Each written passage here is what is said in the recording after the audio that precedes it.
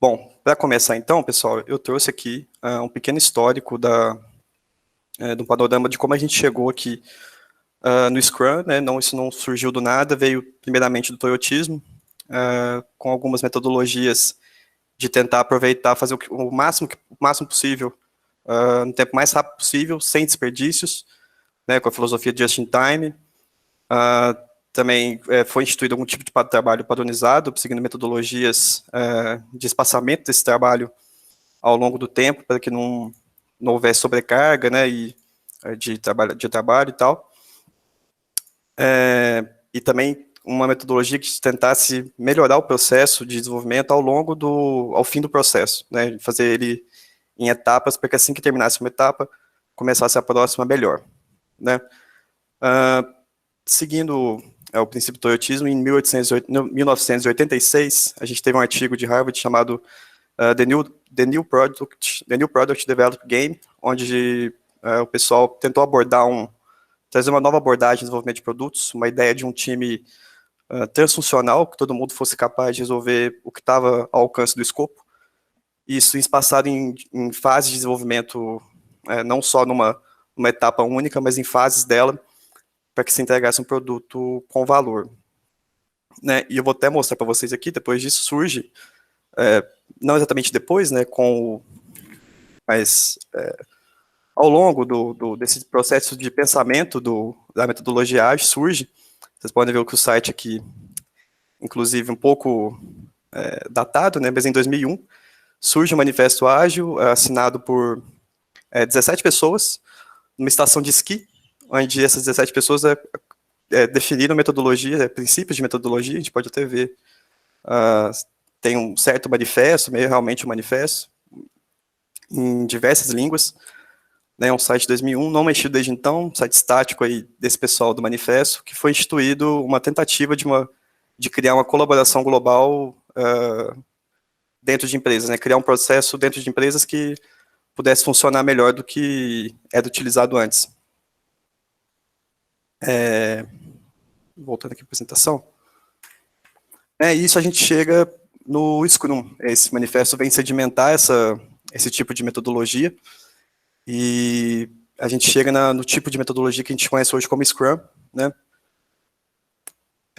E além disso, eu não vou só falar do Scrum aqui, vou falar também do Kanban, que é uma metodologia que a gente usa também, ainda mais, que é uma metodologia que a gente consegue adaptar a realidades diferentes de times e tal, não necessariamente a gente precisa ficar preso aos ritos do Scrum, usando o Kanban, né? A gente tem uma certa liberdade maior de adaptação, é o que muitas equipes que não são da TI conseguem usar também, porque a TI às vezes tem processos que são muito bem perfeitos, assim, vou dizer assim, para ser seguido o Scrum. O Kanban a gente consegue ter uma maleabilidade dos ritos melhor, então dá para a gente usar. Estava até conversando um tempo atrás com um amigo, ele é funcionário de uma indústria em São Paulo, e ele veio me perguntar e tal, se ele conseguiria adaptar o Scrum para esses métodos industriais da empresa dele. Ele disse que eles têm um projeto definido, às vezes em escopo, mas nem sempre tem tempo de trabalhar nesse projeto, porque vão chegando demandas imprevistas, de última hora ali, pedidos de cliente. Então, eu até sugeri para ele, olha, o Scrum às vezes não é a melhor ideia, porque o Scrum tenta te blindar ao máximo desse tipo de imprevisto, e com muitos imprevistos que já são até rotineiros, você já não consegue mais garantir a saúde do Scrum. O Kanban é uma coisa mais ideal uma metodologia mais ideal para esse tipo de situação, onde você tem muitas variáveis externas interferindo dentro do processo, né? No Scrum a gente tenta o máximo blindar o time de desenvolvimento, toda a equipe ali do Squad, né, que a gente, no caso aqui da Zeta, a gente trabalha com squads, a gente tenta blindar essa equipe de possíveis interferências, né? O Kanban tenta trazer essa otimização de fluxo de valor, o Scrum já é mais um tratamento organizado de problemas complexos, usando ritos, procedimentos, responsabilidades dentro do time. A gente vai ver isso ao longo aqui dessa palestra. Panorama leve do Scrum, em primeiro lugar, é uma metodologia de graça, todos têm acesso. Eu vou mostrar daqui a pouco o Scrum Guide, que é um guia mesmo do Scrum, todo mundo tem acesso, disponível em não sei quantos idiomas, foi feito para todos. né, é fácil de entender, é uma coisa transparente, as metodologias não é difícil de conseguir aplicar no sentido teórico da coisa, né, na prática já fica um pouco mais difícil e tudo mais, mas a teoria do Scrum a gente consegue tranquilo de se adaptar dentro de um time, mesmo que não seja exatamente da TI, do desenvolvimento de software, né, a gente consegue aplicar isso a toda a equipe. É organizado, ao mesmo tempo que é rígido, pode ser adaptativo ao longo do processo, tudo que a gente consegue identificar de percalços no processo, né, de impedimentos, a gente consegue trabalhar para que o próximo processo, próximo escopo de desenvolvimento seja menos tumultuoso, menos, né, com esses tipos de impedimento. E para isso o Scrum tenta delimitar normas para a gente seguir ao longo desse processo, e ao mesmo tempo, assim como o Kanban também, é um método pensado para que se gere um produto de maior valor possível ao final do escopo que a gente está trabalhando. Eu trouxe esse exemplo aqui, ele é bem batido, todo mundo já deve ter visto esse tipo de exemplo, que a gente não está tentando desenvolver um carro a partir da roda e depois vira um carro sem volante, né? A gente está tentando entregar a cada entrega de produto, a cada escopo que a gente está trabalhando, uma versão primária de um carro, uma coisa que o skate te leva até a esquina, o patinete te leva até a escola, a bicicleta te leva até a cidade vizinha, né? Tem esse exemplo aqui da moto e do carro, não sei se é o mais ideal também, mas pode ser interpretado no sentido de que a moto é o que a gente desenvolveu, mas o cliente pediu um carro, né? E às vezes da moto para um carro é mais tranquilo de adaptar isso do que de um carro com 2 rodas e sem volante. Definição e pilares do Scrum. O Scrum ele determina 3 pilares que sejam, né, onde o Scrum se fundamenta. O primeiro deles é a transparência, né? Tudo que está dentro do processo tem que ter uma documentação clara, concisa e bem definida entre a equipe.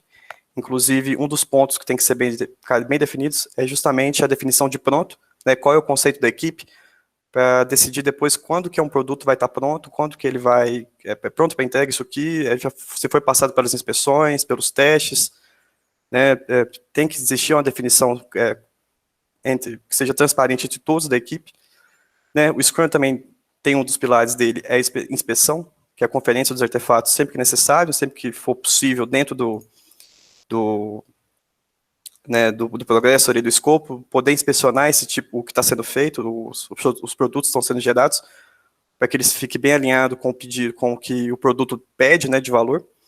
E também a adaptação, que seria, igual eu falei, poder trabalhar o processo sempre melhorando ele, ao mesmo tempo que você trabalha, você melhora ele para o próximo, né?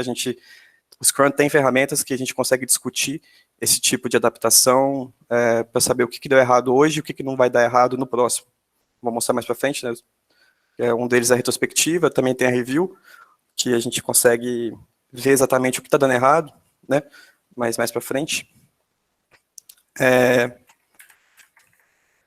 E dentro do Scrum, a gente tem, por exemplo, papéis que devem ser seguidos. Esses são os 6 papéis definidos pelo Scrum. Inclusive, o Scrum, por exemplo, aqui na TI, a gente trabalha com o time de desenvolvimento, que dentro do time de desenvolvimento, muitas vezes a gente se divide em funções de, por exemplo, aqui eu vou trabalhar com front-end, eu vou trabalhar com back-end, as equipes têm uma pessoa que testa, né, uma pessoa responsável pela qualidade do produto. Dentro do Scrum, literalmente, né, na teoria, na prática do Scrum, isso não existe esse tipo de divisão, né, todos ali são os mesmos, ao mesmo tempo que o time de desenvolvimento tem essa autonomia de se auto-organizar para poder conseguir gerar o produto com o maior valor possível, né, esse é sempre o mote do Scrum, que é fazer o que for possível dentro das regras para gerar um produto de maior valor possível. Eu esqueci de mostrar para vocês, deixa eu ver se consigo sair aqui rapidinho. Esse é o Scrum Guide, essa aqui é a versão de 2013, eu não sei se tem mais recente, esse aqui eu já tinha salvo no computador, mas é o guia do Scrum, onde você tem exatamente tudo bem definido, com as regras e tal, é tranquilo de achar na internet, só procurar Scrum Guide que vocês vão achar, tem tudo aqui sobre o Scrum, sobre os papéis, sobre os ritos, sobre backlog, sobre definição de pronto, é um guia muito bom de se ter de cabeceira para quem for Scrum Master, para saber se está seguindo todos os padrões de código e tudo mais, de padrões de desenvolvimento, né? E além disso, deixa eu voltar aqui a apresentação. O Scrum, igual eu falei, ele tem um processo de desenvolvimento que, sendo seguido, a gente consegue, como posso falar, igual o mote do Scrum de sempre, é tentar entregar o produto com o maior valor possível no final do nosso escopo, né? Deixa eu voltar, na verdade, vou falar um pouco mais dos papéis, eu acabei falando só do time de desenvolvimento. Né, do primeiro papel do Scrum é o de PO, né, é quem fica responsável pela maximização do produto, quem também gerencia o backlog, né, o backlog são os itens a serem feitos, né, que ficam ordenados em prioridade para tentar fazer a maximização do valor de cada um desses itens. Então o Product Owner se reúne, vamos dizer assim, bem na prática mesmo, que acontece, por exemplo, na minha equipe, o dono do produto se reúne com o cliente, e com o cliente ele define esse tipo de prioridade, o que deve ser feito, e organiza isso numa coisa que é chamada de backlog, né? Esse backlog deve ser apresentado para o time, tanto para o Scrum Master como para o time de desenvolvimento, de uma forma clara, concisa, delimitada, com as regras já definidas, para a gente poder discutir isso depois ao longo do processo de desenvolvimento, para não ter dúvidas, para a gente não precisar tanto ter que ficar recorrendo ao Product Owner o tempo inteiro para saber do produto, o que tem que ser feito e tudo mais. Né? O Scrum Master é aquele que deve, como é que a gente pode dizer? Ao mesmo tempo que ele é líder, ele é servo do Product Owner, né? Ele é líder ali da equipe de desenvolvimento, é quem está prezando pela saúde do Scrum, está tentando resolver impedimentos, blindar o time de desenvolvimento de possíveis imprevistos, tudo mais. É também quem é responsável por fazer uma comunicação da visão do backlog para o time de desenvolvimento, para poder conseguir definir o que vai vir, o que está sendo feito, como está sendo feito. E também é quem facilita a realização dos eventos dentro do Scrum, né, as diárias, planning, refinamentos, etc. É o Scrum Master que é responsável pela essa organização, bem um mestre de cerimônias mesmo, né, a pessoa que está organizando tudo ali, para que o desenvolvimento mesmo, a equipe de desenvolvimento seja blindada de qualquer tipo de problema, para que possa correr o processo consiga seguir com saúde, vamos dizer assim. Uma coisa, né, eu sou Scrum Master hoje da minha equipe, sou desenvolvedor ao mesmo tempo. Eu trabalho metade do dia como Scrum Master, metade como desenvolvedor, vamos dizer assim. Na prática acaba sendo um pouco diferente, mas isso me ajuda muito, sendo desenvolvedor ao mesmo tempo que Scrum Master, para poder entender o que a equipe de desenvolvimento precisa e comunicar isso com o PO. Né, poder entender as demandas, se está faltando algum alinhamento técnico sobre o backlog, se está faltando, às vezes, um treinamento, um workshop, é responsabilidade também do Scrum Master de fazer essa intermediação técnica com o PO. E eu, sendo desenvolvedor ao mesmo tempo, eu consigo saber na pele o que o time de desenvolvimento eu sendo desenvolvedor junto com o Scrum Master, né, consigo sentir na pele o que o time de desenvolvimento está precisando, o que ele está sentindo, para conseguir trazer para o PO, e o PO, às vezes, procurar alguém acima, né, para poder resolver o nosso problema. E, na minha opinião, acho que isso flui muito melhor se por acaso o Scrum Master fosse diferente da área.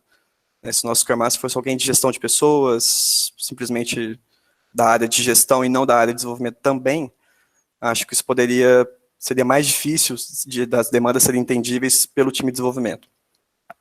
Só a minha opinião, eu nunca trabalhei com Scrum Master que não fosse do time, então não sei exatamente como seria também.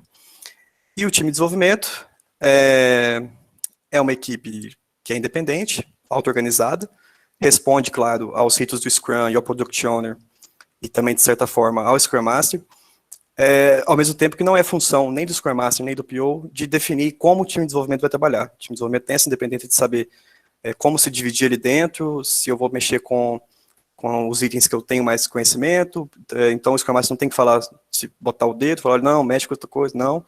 O time de desenvolvimento é independente nesse sentido.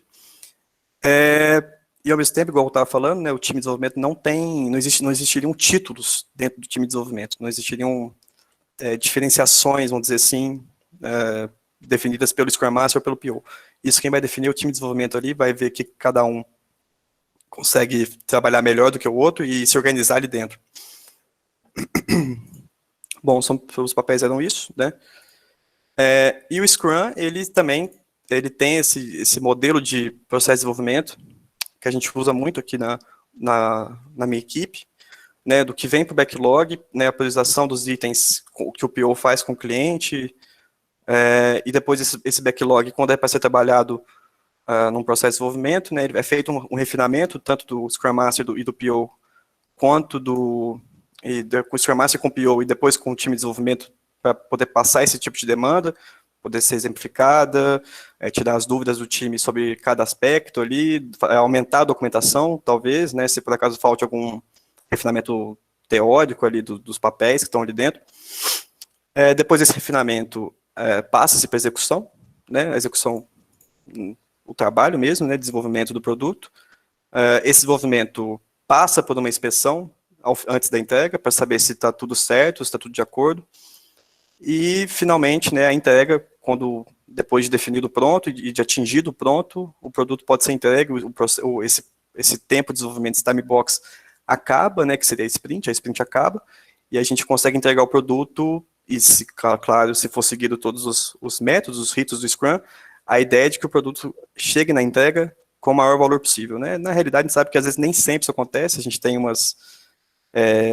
alguns precalços no caminho que não dá sempre para entregar um produto no maior valor, mas sempre tentando ao máximo entregar o que a gente consegue com o maior valor.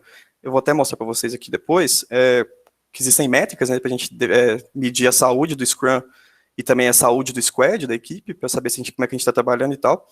Mas antes disso também queria mostrar um exemplo de fluxo de desenvolvimento. Esse aqui é um print que eu tirei de ontem à noite, do board, do CAR Federal, do projeto do CAR Federal. Você vê aqui que tem, não dá para ver direito, mas na verdade tem várias equipes aqui, tem 2 equipes, aliás, trabalhando com esse projeto. Simultaneamente, a gente consegue se organizar simultaneamente, são 2 squads, cada squad é independente um do outro, cada squad tem um Scrum Master, tem um PO independente, tem um tester independente, tem time de desenvolvimento independente, né, e para vocês terem uma ideia de como funciona esse board, pelo menos aqui na TI. Né, o que está, o primeiro quadrante aqui é o quadrante planning, né, que a gente está planejando, depois segue para pronto para desenvolvimento, né, que avisa o desenvolvedor, que é o time de desenvolvimento, que isso aqui está pronto para ser feito, já está refinado, já está planejado. Segue para o board em desenvolvimento, que significa que quem está assinalado com esse rostinho aqui, que a gente está mexendo com essa atividade, com esse item de trabalho. Quando termina o desenvolvimento, passa depois para uma coluna de pronto para teste. Depois o tester, né, quem está encarregado de fazer o controle de qualidade, move isso para o board em teste, para avisar que está testando. O teste concluído move para teste done, né, para avisar que o teste acabou. E nós, desenvolvedores, pegamos essa coluna aqui, teste done, e jogamos para pronto para deploy, que é quando a atividade passa por todos esses boards, né, esse processo do desenvolvimento. Para nós significa que essa atividade está pronta, já está pronta para ser entregue. Depois da entrega, né, da homologação com o cliente e tal, da aprovação, as atividades são fechadas e o fluxo dessa atividade acaba, né, a vida útil dela acabou ali. Dentro do processo de desenvolvimento, como estava falando, existe um processo de inspeção, a gente usa na TI aqui, com todos os itens de trabalho, todos os itens vão ser passados por uma inspeção pela pessoa responsável. Tem equipes que tem mais de uma pessoa responsável pela qualidade, mas na minha, por exemplo, é só uma pessoa. Toda atividade que é entregue para o tester passa por um cenário, onde ele descreve antes como testar isso, como definir que isso está pronto, que isso está ok com as regras do produto, né, com as regras que foram definidas no planejamento, no refinamento. E se ele tiver ok, se tiver tudo ok, ter passado no cenário de teste, essa atividade avança. Caso ela não tenha sido aprovada pelo teste, seja encontrado algum erro, alguma inconsistência, né, às vezes algum erro de ortografia em alguma coisa visível para o cliente, isso volta, o desenvolvedor resolve, avança, esse fluxo, enquanto ele não avançar, ele é intermitente, né, ele vai retornando e avançando, retornando e avançando. E para exemplificar isso, eu trouxe aqui um print, eu tampei os nomes só para também não, né, vai que, né, mas tampei aqui, isso aqui, vou explicar para vocês, é uma coisa que a gente faz na TI chamada de merge request. Quando o desenvolvedor acaba o item de trabalho, ele quer incluir o que foi escrito, né, o código que foi escrito, no escopo da sprint. Né? Então, você tem uma separação ali do item para depois ser incluído no escopo. E antes de ser incluído no escopo, esse código passa por uma revisão, que a gente chama de code review, onde a pessoa que está avaliando o código consegue aprovar ou não aquela implementação. Vamos dizer assim, se o item está correto, se o que é melhor não fazer. E aqui a gente pode ver que a pessoa submeteu esse merge request, né, pediu a aprovação de um merge request, começou essa thread para fazer esse merge. Quem estava avaliando colocou um comentário aqui, não é uma boa prática de programação, adicionei uma chamada de banco dentro de um loop aqui, sugeriu uma correção, correto nesse caso seria realizar apenas uma chamada passando todos os temas, né, que é referente à atividade que a pessoa estava fazendo. Quem pediu o merge foi e corrigiu, vocês podem ver aqui embaixo, a refatoração de código para melhorar o desempenho, e depois, não está mostrando aqui no print, mas o merge é aprovado para seguir, para ser incluso no escopo que foi definido na sprint. Então, esse processo de inspeção é muito, muito importante para a gente, para que o código que chegue no final, né, no servidor do cliente, seja o código mais limpo possível, mais livre de erros, né, esse processo de merge request acontece antes mesmo do tester poder testar a atividade, né, um processo para até ajudar ali o tester a identificar alguns erros e tal, para esses erros não chegarem nem na mão do tester, né, porque a própria pessoa de qualidade, ela não consegue testar todo o sistema, nem tudo que foi implementado, algumas coisas passam, isso não tem muito o que fazer, né, para nós da TI, a gente sabe que código tem erro, não existe nenhum código sem bug, mas esse processo ajuda pelo menos a filtrar um pouco desses erros para que não cheguem nem na mão do tester, e os que passarem do tester cheguem o mínimo de erro possível para dentro do sistema do cliente. E aqui, né, o que eu estava mostrando no board ontem, é um controle de informações que a gente consegue ter. O que está pronto para ser desenvolvido são atividades que já foram refinadas, já foram passadas para a equipe pelo PO e pelo Scrum Master, já estão bem alinhadas em todo mundo. O que está em desenvolvimento é o que está em processo ali de ser concluído. O que está pronto para teste, o que já foi testado, já passou pela qualidade, e o que está pronto para entrega, né, seria o ponto final ali desse processo todo. E eu trouxe para vocês aqui, porque junto do controle de informações, a gente consegue, por exemplo, ter algumas métricas, e esse aqui é uma delas, esse aqui é o gráfico de burn down. Esse aqui a gente consegue ter algumas métricas do que está acontecendo dentro da sprint, né, do processo de desenvolvimento, e o que deveria acontecer. Esse aqui é um gráfico de burn down que eu trouxe de exemplo, é um gráfico ruim, é uma sprint não saudável, nada saudável, né, o que a gente pode até chamar de sprint zerada. Vocês podem ver que tem uma linha roxa aqui, eu espero que esteja dando para ver, mas tem uma linha roxa aqui embaixo, ela devia estar junto da linha verde, que essa linha verde é o que deveria estar sendo queimado de atividades ali. A linha roxa, o certo seria ela acompanhar essa linha verde. Por curiosidade, esse gráfico aqui é de uma sprint do meu squad, mas foi um erro ali que a gente teve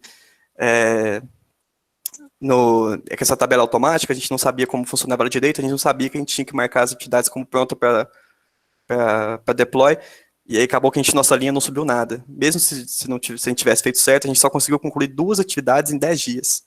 Foi um nível muito baixo, um sprint muito, muito ruim. A gente teve muitas atividades imprevistas, isso infelizmente acontece, o Scrum tenta blindar, mas nem sempre a gente consegue blindar os desenvolvedores desse tipo de imprevisto. E aí vocês podem ver que uma atividade em um tempo de 10 dias, a gente nem conseguiu mover nossa linha aqui direito, né? Ela devia ter movido um pouquinho aqui, porque a gente conseguiu entregar 2, mas como já estava bugado o sistema, ela nem mexeu aqui. Então esse aqui é um exemplo de uma sprint muito ruim. E aqui a gente tem também essa métrica do que está pronto para ser desenvolvido. Vocês podem ver que ela até aumentou um pouco aqui durante a sprint, ou seja, surgiram atividades imprevistas que foram pelo menos reportadas no nosso controle durante a sprint, e o avanço aqui do que está em desenvolvimento, do que está feito, do que está em teste, algumas atividades voltaram para o desenvolvimento, mas esse aqui é um exemplo de gráfico de burn down ruim, de uma saúde ruim da sprint. Por outro lado, esse aqui já é um gráfico mais realista, eu peguei lá na nossa tabela de burn down, eu não sei de qual sprint é isso, de qual squad também, mas vocês podem ver que a linha roxa, no começo da sprint, ela chegou até a passar da linha verde, que é o que precisa ser feito. Então, as pessoas estavam fazendo mais do que precisava ser feito. Se continuasse nesse ritmo, né, da linha roxa continuar subindo, o pessoal desse squad ia, inclusive, conseguir acabar a sprint antes do dia de entrega. conseguir acabar o desenvolvimento antes de entregar o produto. Sobrar, sei lá, às vezes umas 6 horas livres ali. Mas isso não acontece geralmente, isso aqui é um gráfico realista de burn down, que acontece na maioria dos squads, é que existe uma subida no começo da sprint, e depois o desenvolvimento vai dando uma descida, uma acalmada, o pessoal vai perdendo gás, né, às vezes mexendo com o mesmo projeto há muito tempo e tal, e vai diminuindo a frequência de atividades prontas. No caso desse squad aqui, o pessoal quase conseguiu cumprir com a meta da sprint. Isso aqui é super realista também. Muitas vezes a gente não consegue entregar tudo que foi planejado na sprint. Né, esse squad, por exemplo, quase conseguiu.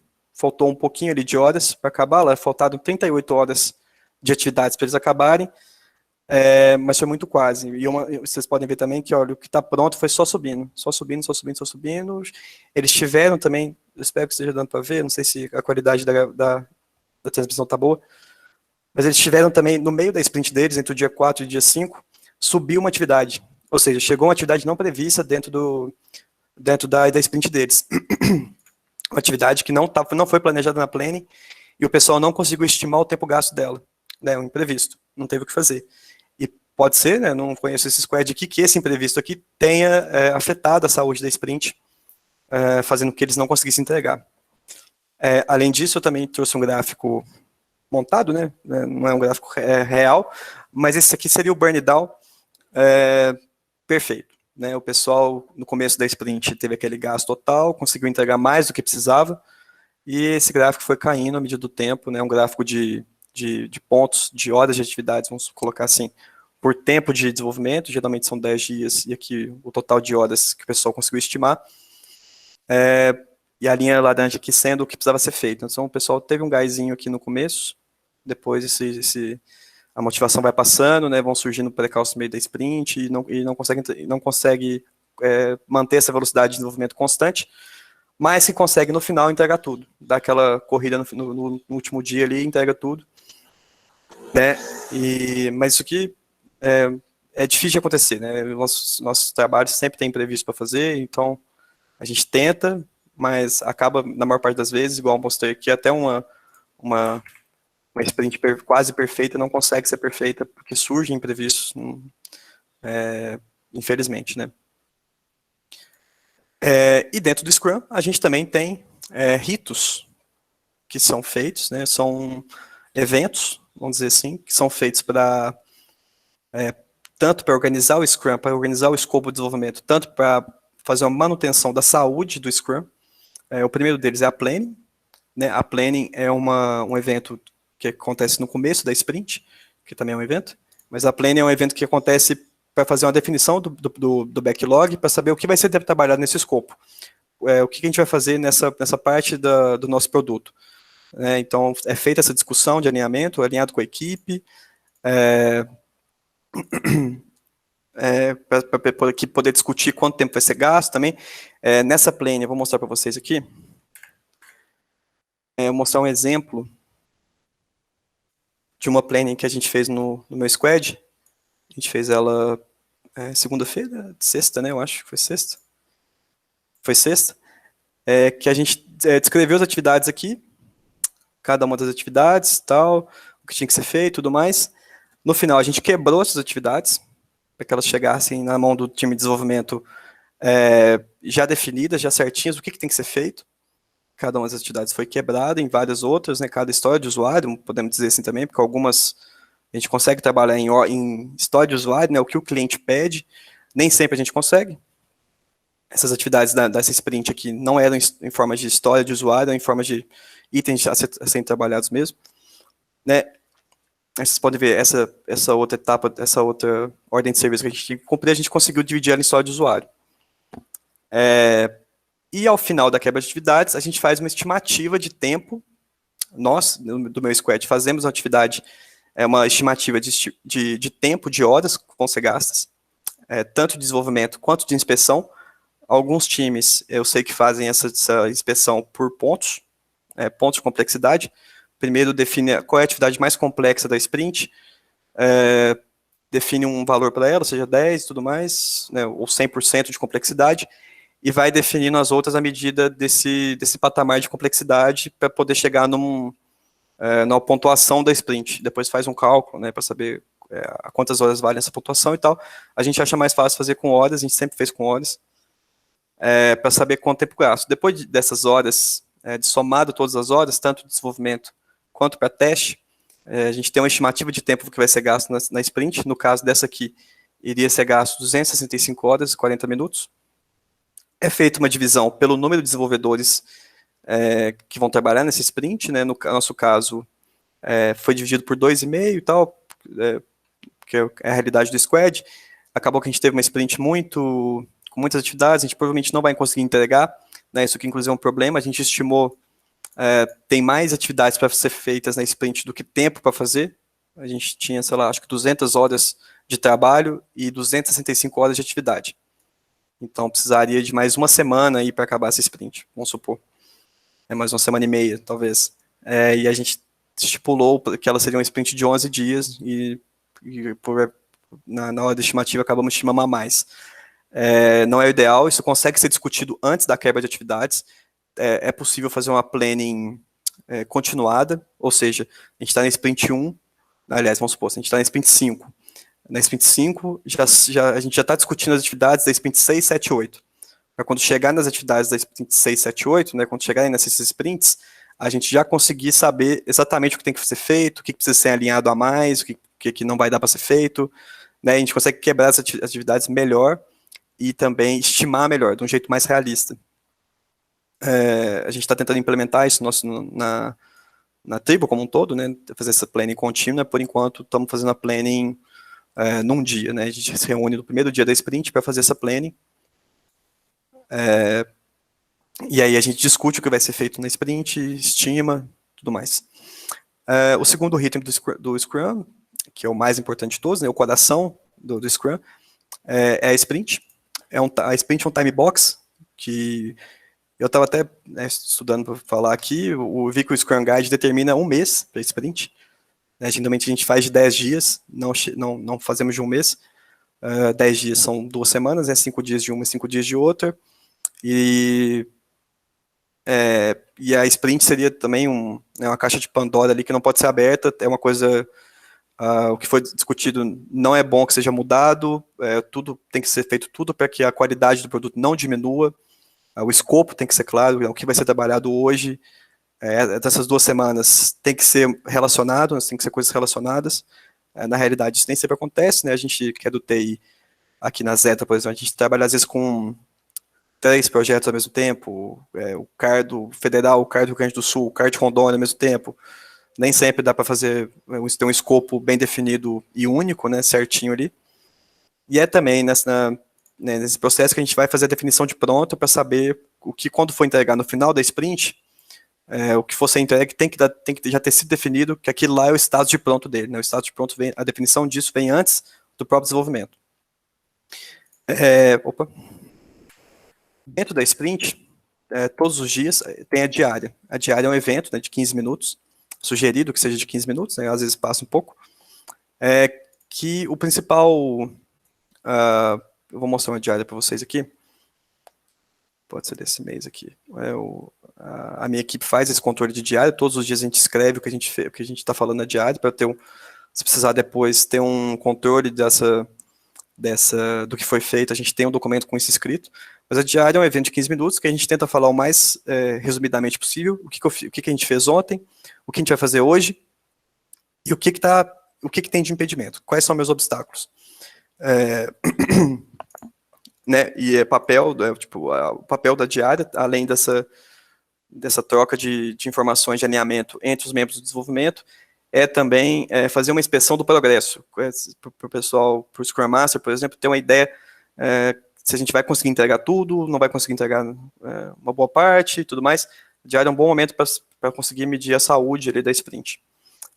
E a diária, né, não necessariamente deve ser conduzida pelo Scrum Master, pode ser por qualquer membro da equipe, né? Desde que eu trabalho aqui na Zeta, é sempre feito pelo Scrum Master, e eu continuei comandando as diárias, mas não é regra. Não é uma regra o Scrum Master fazer diário. Além da diária, ao final, né, antes da entrega, a gente tem um evento chamado Review. A review é uma inspeção do produto final ali, né? A gente vai inspecionar tudo que foi feito, exatamente tudo.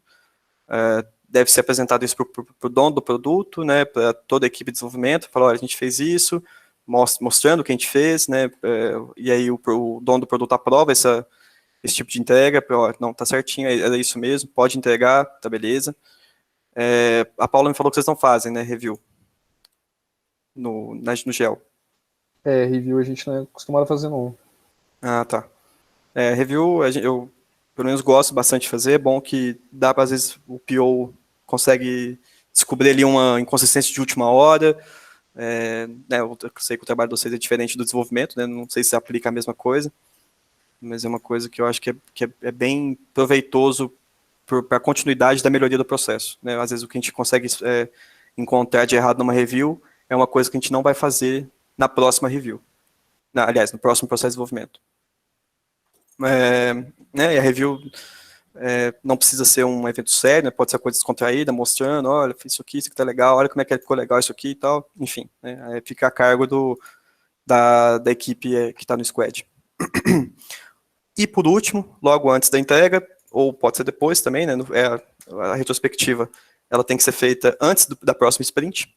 A retrospectiva é um processo ali que a gente consegue fazer uma expressão do progresso da sprint no sentido do que aconteceu, não do que foi feito, mas no sentido para a gente ter uma noção da saúde da sprint anterior, para saber o que a gente pode melhorar, o que a gente pode, o que a gente errou, né, o que a gente vai poder conseguir melhorar com isso, o que a gente pode fazer, onde que a gente acertou, o que o nosso squad é competente para fazer, o que a gente descobriu que a gente é competente, quais são nossas qualidades no desenvolvimento. Vou mostrar para vocês, a retrospectiva também é um evento que eu gosto bastante.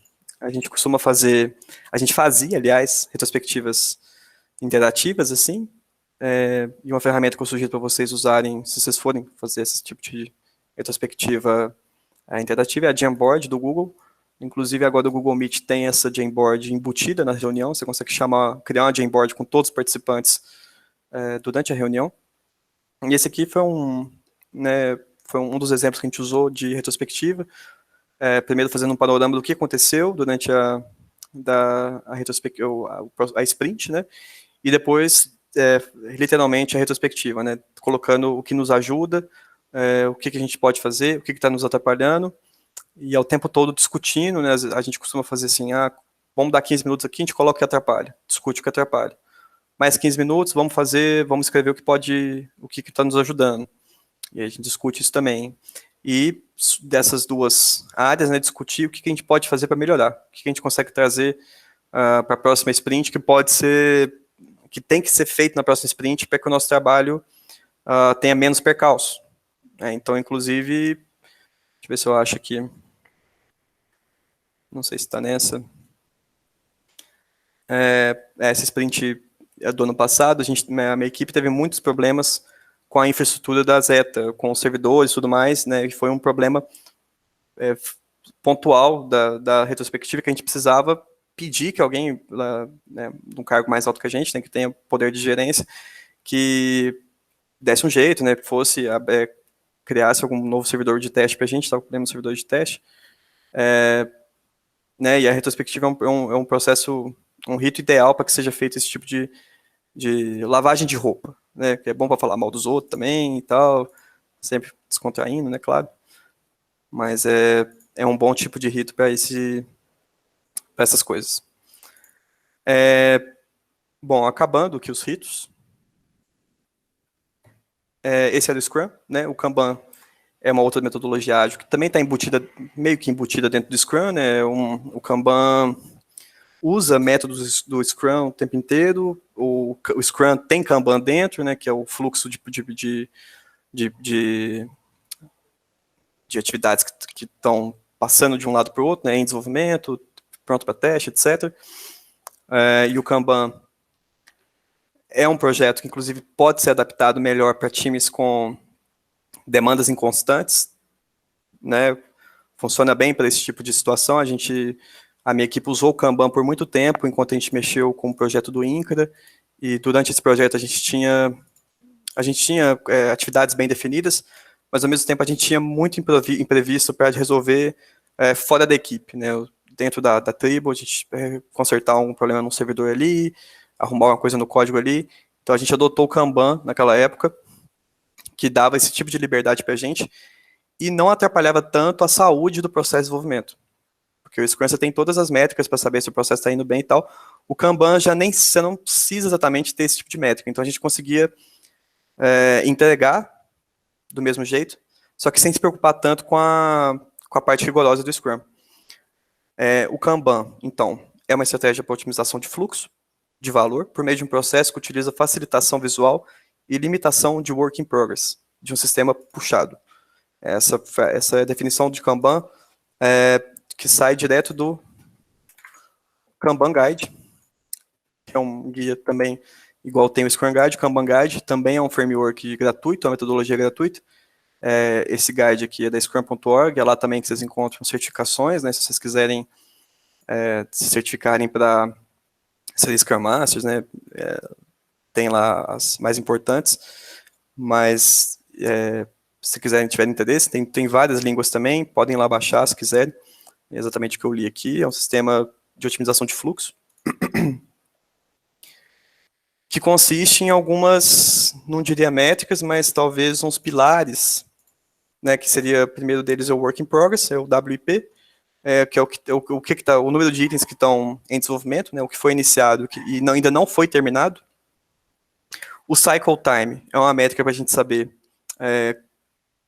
vamos dizer assim, para saber exatamente quando um produto entra no desenvolvimento, quando uma atividade entra no desenvolvimento e quando ela termina. Tem também WIA, que é o Work Item Age, que é a quantidade, como se fosse a idade de um item de trabalho. É uma métrica boa para saber se o time está mexendo com atividades muito grandes, muito trabalhosas, muito complexas, às vezes. É uma métrica boa de se saber também. A gestão ativa, que deve ser feita para que entrem atividades no Kanban de confecção do produto, ao mesmo tempo que estão saindo atividades, para que não haja uma sobrecarga da meiuca ali, né, do processo de desenvolvimento. E o throughput, né, que é a saída, a vazão de itens concluídos. O Kanban também é muito bom para ser trabalhado quando a equipe está mexendo com projetos que nem sempre se constituem projetos. Né, não é às vezes a equipe está trabalhando em melhorias de shape, né, posso estar falando besteira, não conheço direito a área de vocês, mas a equipe está trabalhando em melhorias de shape, que não é um projeto constante, não é uma coisa que está chegando ao longo do tempo, estão vindo shapes aí para serem trabalhados, e vocês não conseguem englobar isso dentro de uma sprint. Seria melhor, então, às vezes, trabalhar com um sistema de Kanban. Né? E o Kanban também tem esse esquema de fluxo muito parecido com o do Scrum. As adaptações de Kanban para Scrum, em sentido de esquema de fluxo, não tem muita diferença, é a mesma coisa ali. As diferenças maiores de adaptação de uma equipe que está em Kanban para ir para o Scrum são os ritos mais religiosos, vamos dizer assim, e também as métricas do Scrum. Mas o fluxo é o mesmo, então o que entra são novas demandas que estão vindo, é discutido, é feito um planejamento dessas demandas que estão entrando, ou assim que elas entram, né, é bom que se discuta isso para que a equipe fique alinhada. O trabalho nessas atividades, literalmente o trabalho nas atividades, a inspeção delas após o desenvolvimento e a entrega desses itens de trabalho ao final do processo. Né, e o Kanban também permite que a gente tenha tem que ter esse tipo de controle, né, o ideal é que não haja uma sobrecarga do que está em desenvolvimento. Vocês podem ver nesse exemplo de gráfico, por exemplo, a gente está com uma equipe que está com 20% de coisas a serem alinhadas, 30% de desenvolvimento, então ok. 40% das atividades estão em inspeção, né, às vezes talvez esteja acontecendo um problema ali de sobrecarga na qualidade, mas ao mesmo tempo que está com 50% de atividades prontas para saírem, prontas para serem entregues. Esse seria um Kanban, vamos dizer assim, mais ideal, onde você está tendo atividades entrando, mas ao mesmo tempo muitas atividades saindo, e a equipe de desenvolvimento não está ficando nem sem fazer nada, nem sobrecarregada com itens para serem entregues. E é isso, pessoal, que eu tinha para apresentar hoje. Espero que vocês tenham gostado. Uma apresentação que eu fiz, tive que estudar bastante, eu não sou certificado como Scrum Master, tenho algumas certificações sobre o Scrum, mas como Scrum Master não, né? Tive que pesquisar bastante para aprender a fazer aqui. Então, espero que vocês tenham gostado. Se vocês tiverem alguma dúvida, estou aberto a questionamentos. Ô, Ian, muito massa, cara. Gostei bastante da sua apresentação aí, velho. Ficou um PowerPoint bem objetivo e fácil, de fácil entendimento. Obrigado. Bom, cara, aqui no GEL a gente também trabalha com essa metodologia de Scrum, mas assim, eu diria que a nossa metodologia ainda é um pouco, sei lá, jovem, né? Tipo assim, a Paulinha trouxe isso pra gente, muito pela TI, né, lógico. E assim, tá funcionando muito bem.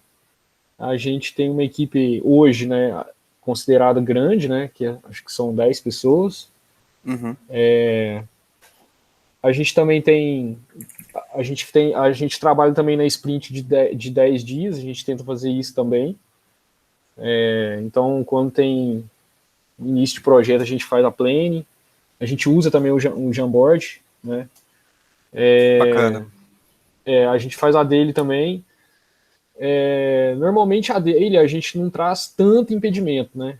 Assim, talvez mais no começo do projeto, né? Porque assim, a gente está trabalhando com uma coisa mais assim, como dizer, tipo, não muda tanto até então, o projeto é sempre o mesmo nessa fase que a gente está agora. E também a relação do review eu te falei que a gente não tem. E a retrospectiva também a gente também faz sempre no final, né? Pra gente, aí que a gente costuma levantar mesmo o que pode melhorar para os próximos, né? E esse também eu gosto bem desse também, cara, porque aí a gente até divide tarefas, né? Pelo intervalinho de tempo entre um projeto e outro. Até a Paulinha trouxe uma ideia de guildas pra gente. Então, não sei se entra nisso, de dividir equipes em temas que a gente fica com mais facilidade, né? Mas no mais é isso, cara. Acho que a gente também tem no caso da nossa sprint, né? Você faz por horas aí, né? Mas assim, a gente também faz isso por dias, né? Nossa planning, perdão. Então, é bem bacana, cara. Veio para ajudar muito isso aí. O Bernardo também tem alguma coisa para falar aí pra gente. Bacana. Então, mais alguma coisa que a gente trabalha. Então, na verdade, foi o que a Paulinha falou, o que muda para Scrum deles lá, né, para nossa sprint ali, seria o método de avaliação, né? A gente utiliza um BI hoje para acompanhamento, né? A gente uniu todos os nossos processos dentro de um BI para acompanhamento geral da equipe, onde a gente utiliza gráficos dinâmicos, assim, a gente tenta utilizar mais isso, que depois eu até posso mostrar para você, Ian, caso vocês tenham interesse de englobar o BI no processo, sabe? Tenho, eu te chamo sim. Não, beleza. Aí a gente está tentando implementar isso em todos os trabalhos, sabe? Para ter uma visualização melhor de dados. E também isso, querendo ou não, a gente pode passar para gerência, etc. Talvez que eles não queiram ver uma tabela, eles não queiram ver os valores brutos, e sim o dinamismo, a questão da evolução de todo o processo, sabe? O BI é uma ferramenta muito interessante para a gente poder incluir aí. Não, bacana demais. Sobre as tabelas, inclusive, essas tabelas, na verdade, são da gerência. Não somos nós que fazemos, não. A gente só insere a nossa sprint e a tabela calcula sozinha. Mas bacana demais saber que vocês têm esse tipo de controle, porque para TI é mais tranquilo. A gente tem quase um sistema inteiro pensado na TI, né? O Scrum é quase que caminha junto. Então, adaptar isso em outras áreas é um pouco mais difícil. Igual desse exemplo do meu amigo que trabalha na indústria. Para ele não tem como colocar um Scrum certinho, né? Porque o time dele vai ter muitos percalços no meio do caminho e o Scrum vai ficar, né, com Kanban. Vai virar um Kanban. Aí o Vitor estava falando também, você falou do tamanho do time, né? Que vocês são quantos? Então, na equipe total acho que são 10, não é isso, pessoal? Mas, tipo assim, a gente tá começando a dividir em squads também, né? Por questões de demanda também. Mas, acho que, assim, você pode falar, né? Até uma equipe grande, né? Pra isso. Então, e pode ser que não seja também. Se vocês conseguirem, igual você falou que a Paula deu essa ideia de guildas, né? Achei muito interessante. Vocês conseguem se dividir, às vezes, independentes, mas no mesmo projeto, né? Na mesma sprint, mas divididos ali entre si. Isso pode ajudar a produtividade. O problema de um time grande, às vezes, é você não ter atividades suficientes para todos fazerem. Às vezes acontece isso no TI, porque você tem atividades com dependência uma da outra e tal, então ter um time de 10 pessoas para um projeto de, sei lá, 6 histórias de usuário não compensa. Você vai ter que fazer, às vezes, programação paralelo, né? Então, mas aqui isso não é problema, não. No nosso caso, tipo assim, é meio que ao contrário. Por exemplo, a equipe é grande, então assim, você pode até pensar nessa questão de demanda, só que a demanda em si, ela para esse tipo de tamanho de equipe, ela é muito boa, mas é isso que eu te falo, tipo assim, o Scrum veio para facilitar a comunicação dessa equipe grande, velho. Então sim, tem com certeza. essa diferença aí. Porque às vezes a equipe grande, a comunicação, às vezes fica meio por alto, assim, perdida, mas a gente conseguiu se alinhar bem. O questão da adaptabilidade do Scrum para a gente aqui, acho que o que pegou principalmente é que o nosso produto é muito uniforme. Então, assim, apesar da gente ter diferentes projetos, mas para cada um desses projetos o produto é o mesmo. Por mais que cada projeto tenha suas características, né, vão precisar de outras etapas de pré-processamento, de pós-processamento, mas o nosso sprint principal aí, que é o final é o mesmo, né? O final é o mesmo, é um mesmo tipo de produto que a gente entrega para cada projeto. Então, eu acho que isso limita até essa questão lá do review lá que a gente não faz, porque é sempre um mesmo produto. Mas talvez a gente consiga encaixar alguma coisa do tipo, mas porque no desenvolvimento, lá no desenvolvimento de software aí, que vocês trabalham e para o qual o Scrum foi criado, né? Cada sprint, em teoria, seria um produto diferente que engloba o produto final otimizado, né? Exatamente. A ideia seria essa, né? Isso nem sempre, na verdade, a maior parte das vezes não acontece na realidade. Então, o ideal seria a gente fazer, a minha equipe, por exemplo, está hoje fazendo um skate, mas a gente está fazendo um skate, uma bola de basquete e um controle remoto ao mesmo tempo. Então, né, às vezes na TI nem sempre dá para blindar um time de desenvolvimento, igual vocês estão falando aí, que vocês trabalham com o mesmo produto vai ser sempre ele, né? Com o mesmo tipo de produto, né? O mesmo tipo até o momento, sim.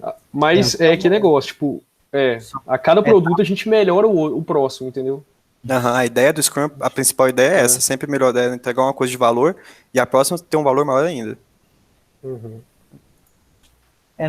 O efeito do sprint no Scrum, acho que a gente enxerga muito mais na primeira semana, não, no primeiro momento do nosso produto, ele é bem divergente. A gente sai daquele efeito de cascata, de ficar esperando fazer uma coisa para a gente dar o próximo passo, e aí já vai rodando qualidade do produto anterior, pré-processamento do produto atual, futuro, né?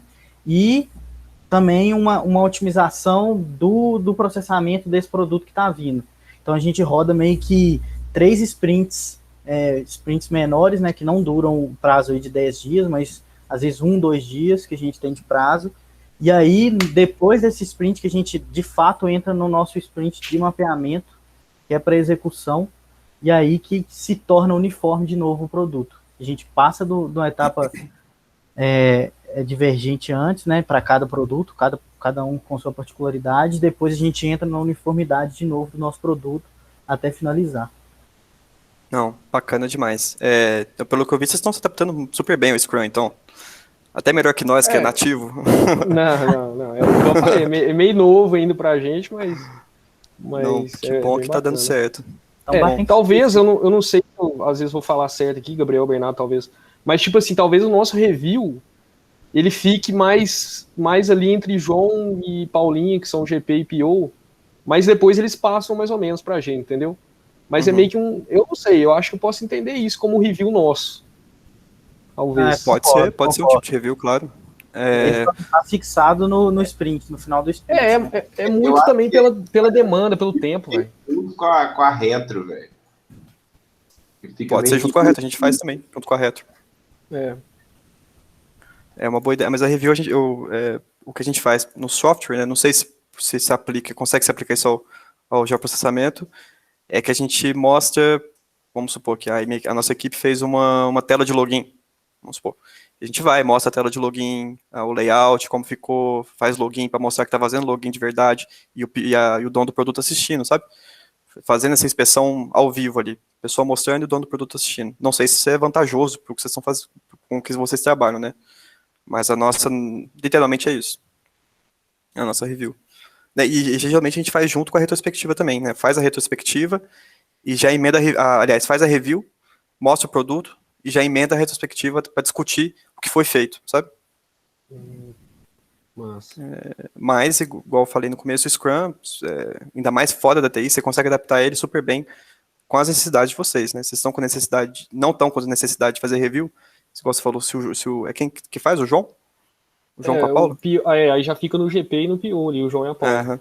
Se eles já conseguem ter essa ideia do produto sem precisar participar todo mundo, perfeito. Né? Ainda mais que às vezes, igual vocês falaram, que é um produto do mesmo tipo, né? Vocês trabalham com o quê? Desenvolvimento de shape? Classificação várias coisas, né? do solo. No momento, classificação do solo. E aí, ela não precisa, a PO, ainda mais sendo a Paula, sendo do geoprocessamento também, né? Ela não precisa de acompanhar vocês mostrando para ela. Sabe? Porque, por exemplo, uma coisa que eu achei... Não, pode terminar aí. A nossa PO, ela não é do desenvolvimento, né? Ela é de... Eu não sei, na verdade, de qual área ela é, mas ela não é desenvolvedora. Então é bom que a gente mostre para ela o que está acontecendo. Se não me engano, era da área ambiental. Da ambiental, né? É a Raíssa? A Sarita. Ah, a Sarita. Isso. Então, ela não sabe o que está rolando por trás dos panos e a gente faz essa review exatamente para mostrar também para ela como foi feito, sabe? Mas o que você ia falar? Não, é porque eu tinha achado interessante aquele negócio que você mostrou. Eu não sei se... Aquele que você mostrou do backlog lá, do andamento concluído. Acho que é de uma... Isso. Vocês usam... Esse é qual? É o próprio Git. O GitLab... é o Git. Ah, tá. A Paulinha tá tentando implementar o Git com a gente também, velho. Porque eu achei interessante isso aí da gente talvez colocar isso no Git pra gente ter o controle da equipe. É a equipe inteira, né, que consegue ter o acesso, né? A Zeta inteira, vocês conseguem ver isso aqui também. Ah, tá. Beleza. É global aliás, vocês não vão conseguir porque vocês não têm permissão no projeto e tal, mas aqui... Vai ser só na nossa pasta, né? Isso. Nesse board aqui, conseguem ver todo mundo que trabalha na Tribuada, por exemplo. Então é o pessoal do Squad 1 e nós, do Squad 2, a gente faz a manutenção desse board aqui. Esse é um board do Git, a gente utiliza ele hoje porque a gente consegue fazer integrações com código. A gente consegue, por exemplo, criar uma atividade aqui, um cardzinho desse aqui, e linkar uma linha de código, por exemplo. Vamos supor que a pessoa a gente está na planning ali, criando atividade, alguém do time de desenvolvimento fala assim, olha, acho que isso resolve lá na linha 100 do arquivo X, né, da classe bola, e já marca lá no comentário da atividade, para quando a pessoa for desenvolver, ficar mais fácil. Entende? Então, o Git para nós é bom por isso, exatamente por isso. Mas você tem uma infinidade de boards aí que podem ser utilizados. Tem o próprio Taiga, não sei se você já usado o Taiga. Não, a gente chegou a usar uma vez, velho, num projeto antigo, o Trello, mas assim, só para controle mesmo. O Trello pode ser também, não tem problema de ser ele, mas... Isso aí, o Git mesmo é um Trello bem melhorado, né? Bem melhorado. Para nós, assim, o desenvolvimento eu que sou ótimo. leigo disso. Para nós, o desenvolvimento é ótimo, exatamente que a gente pode classificar as atividades, vocês estão vendo essas coresinhas aqui, né? Não está dando para tá pequeno, mas essas cores são labels, né? Que são atividades de documentação, se são features, se são manutenção, se são back-end, se são front-end. Não sei se vai dar para ver, mas nesse card, por exemplo, aqui tem uma label de QA failed, que é quando a pessoa que está testando a atividade marca a atividade com erro. Então ela fica marcada, ó, se já está com erro, repita, por favor. Entendeu? Então, para nós, o desenvolvimento é ótimo. A gente teve, inclusive, muita resistência ao usar o Git. A gente usava o Taiga antes, que é como se fosse um Trello, porque a gente não sabia usar o Git e tal, mas hoje eu vejo que foi uma melhoria muito significativa no nosso controle de atividades. Podendo linkar as atividades com código facilitou essa vida. Dá para ter uma noção melhor do desempenho das equipes no desenrolar da sprint. É massa mesmo. Ô Ian, para a gente aplicar assim com mais, vamos supor, para a gente estudar maiores possibilidades de aplicação assim, mais a fundo, você sugeriria o Scrum Guide mesmo ou tem algum outro material que... Isso. Tudo, tanto o Scrum Guide como o Kanban Guide são bem completos e descritivos. Eu tenho uma relação de livros sobre Scrum, eu posso mandar para a Paula depois e ela passa para vocês. Mas, assim, de base, o Scrum Guide e o Kanban Guide já são ótimos, ótimos mesmo. Eles descrevem tudo que tem que ser feito e tal. Não vai ter exemplo, não tem exemplo aqui em equipes reais, mas de teoria são muito bem feitos. São esses, o Scrum Guide o Kanban eu não sei. Mas esse Scrum Guide aqui é atualizado de tempos em tempos, né? Ele já é uma coisa sedimentada. Até inclusive na última página aqui uma atualização de 2011 para 2013. Oi? Saiu um de 2020, eu entrei lá no site rapidinho lá e vi. Ah, é? Ah, é bacana. Eu tô usando, eu tô desatualizado, então. Eu peguei 2020 também. Não, bacana. Deve ter algumas mudanças aí no desenrolar do Scrum. Eu comecei a ler aquele Scrum, o dobro do trabalho na metade do tempo, mas é mais a história, né? É o livro. Acho que é do próprio Jeff Shutter. Bacana. Shutter. Mas eu acho que é mais a história lá do Scrum, do desenvolvimento de software. Eu acho que é esse primeiro aí, ó. Esse aí mesmo. Ah, tá. E aí a história do FBI, aí conta do FBI, atentado lá de 2001, explica toda a falha do processo deles. Ah, bacana. Eu não conhecia esse livro, não. Na verdade, eu não conhecia a história do Scrum, não. Eu fui pesquisar precisamente para falar aqui hoje. Uhum. Mas bacana, vou procurar saber desse livro aí que você falou. Bacana. Ô, Bernardo, você vai mostrar para ele Uai, eu até posso. Você quer? Vou dar uma... Uai, beleza, eu aceito. Coisa bem... Se puder, né? Não sei como é que tá na internet hoje, não, porque a Master aqui em Lavras tá uma beleza. Eu sei bem. Já vendo aí? Não tô vendo. Vocês trabalham com Burn Down também, então. Isso, a gente trabalha com Burn Down. Esse aqui é um relatório muito simples que a gente fez, sabe? É um acompanhamento para o nosso mapeamento, né? A gente tem a porcentagem concluída, a gente trabalha com uma área que a gente sabe o total dela, e a gente vai fazendo um burn down baseado na meta que a gente tem. A gente tem uma sprintzinha para separado para cada analista, né? Uma meta que a gente tem que fazer. E aí a gente transformou isso para esse relatório. A gente montou um BI, né? A gente conseguiu montar um BI onde a gente fez um ETLzinho para sprint, né? E transformou ela basicamente nisso daqui, onde a gente fez o burn down do realizado e o burn down do planejado, né? A partir disso daqui a gente fez o burn down mostrando o que é planejado, né? Por dia, né, total na somatória dos analistas e o realizado total por analistas, né? Aqui está essa linha porque é a partir do dia cadê? Aqui, ó. Isso daqui é por causa dos dias, né? Que tá dia 16/3, é porque aqui não tá atualizado, gente. Vou mostrar para você a partir daqui, ó.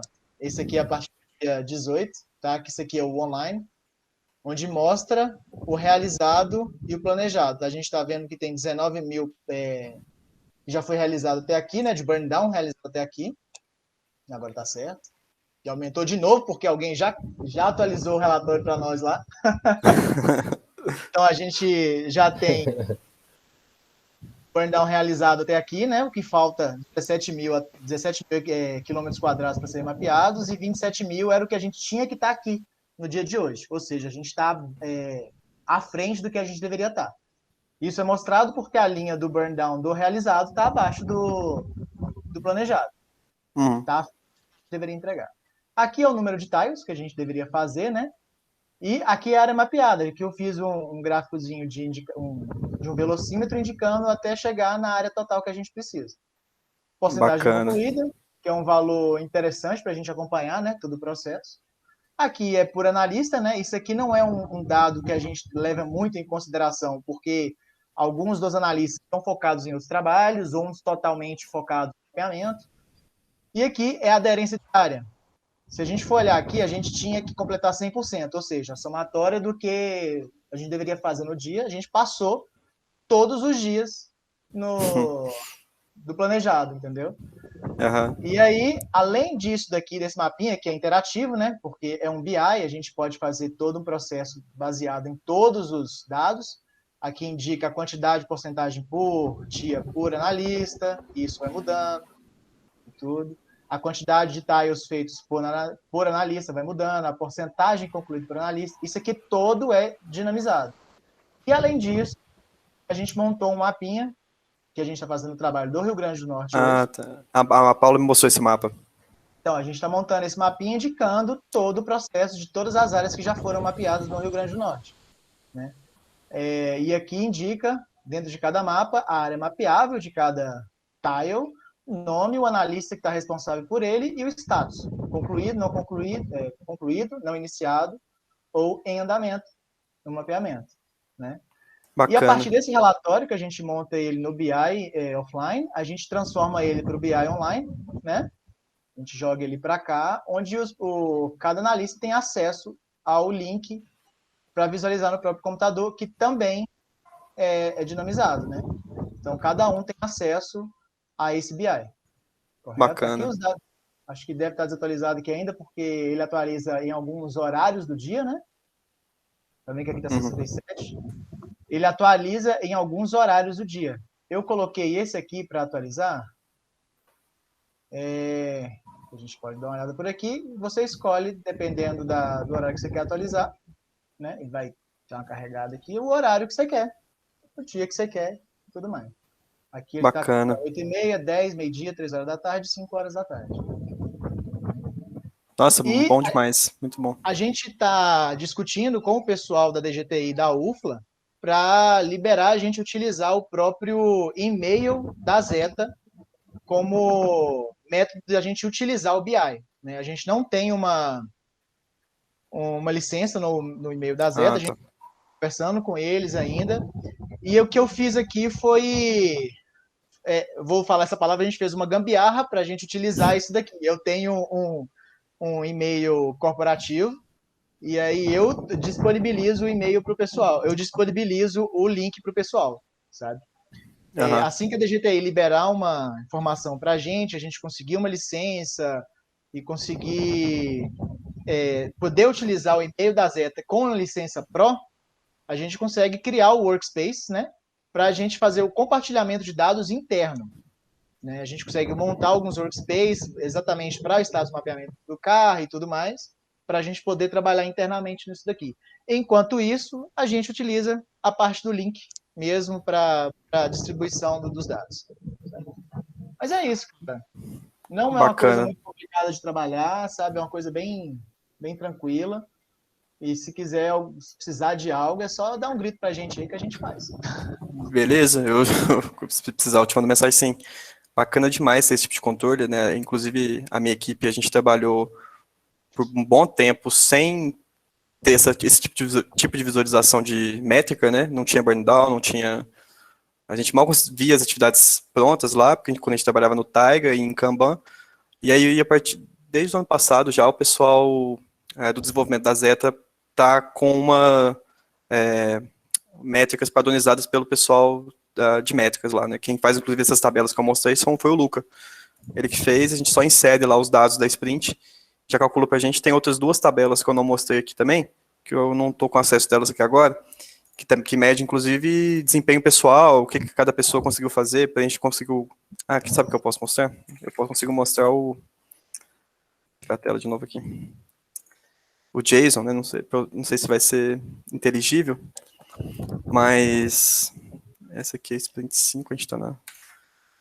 Essa aqui, todas as informações da nossa Sprint estão nesse JSON aqui, e as tabelas consomem esse tipo de informação para saber o que cada um está fazendo, o que cada um já fez, quantas atividades estão em pronto para desenvolvimento, por exemplo, quantas já foram feitas, quantas são prontas para teste, e isso aqui o pessoal consegue transformar isso depois nas tabelas.